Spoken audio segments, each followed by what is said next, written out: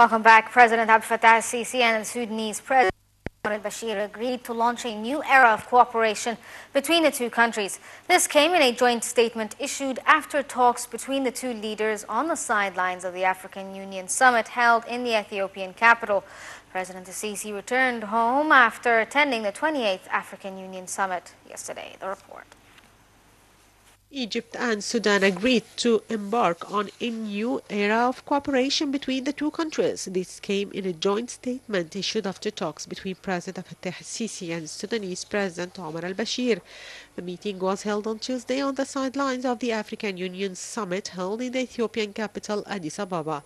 The two leaders confirmed obligation to join efforts in face of regional challenges. El-Sisi and Bashir also reiterated their commitment to boosting Egyptian-Sudanese relations in the economic, trade, cultural, political and security fields. The two leaders also agreed to upgrade cooperation in all fields in a way that fulfills the aspirations of the two peoples and allows for making the utmost use of the two countries' potentials and resources. President Sisi returned home on Tuesday after attending the African Union summit. On the sidelines of the two-day summit, the president headed a meeting of African leaders' climate change committee and held a number of meetings with African leaders. The president headed a meeting of African leaders' climate change committee, during which he reviewed efforts made during the 2 years in which Egypt presided over the committee. During the summit, African leaders and representatives of governments discussed an array of issues that concern the Black Continent, including the crises in Libya, Somalia, Congo, in addition to peace efforts in South Sudan, plus the Development Plan 2063 means of boosting the youth role in development. At the AU summit, Morocco was readmitted to the fold, with 39 countries expressing support and only 10 believed to be led by Algeria and South Africa expressing reservations. And earlier, on the sidelines of the African Union summit that concluded in the Ethiopian capital Addis Ababa on Tuesday, Nile TV's correspondent Linda Abdelatif held this exclusive interview with His Excellency the Sudanese Foreign Minister Ibrahim Ghandour.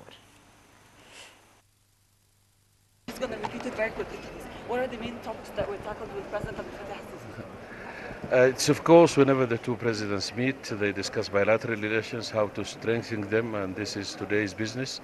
Whenever there is a chance that the two presidents meet, they do that.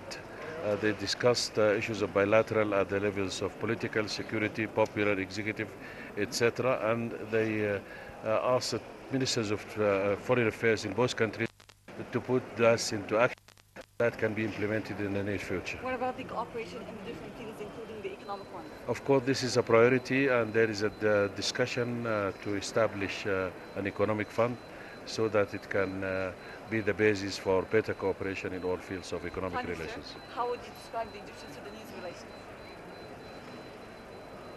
relations? Yes, I didn't answer that. Yeah. In the best ever during the last 40 years. Thank you, sir. Thank you. Prime Minister Sharif Ismail headed the weekly cabinet meeting.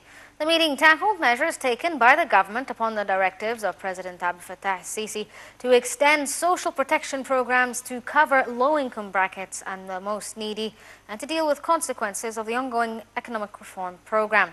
The cabinet also reviewed measures to monitor markets and outlets in all governorates to ensure stability in prices of basic goods and medicine.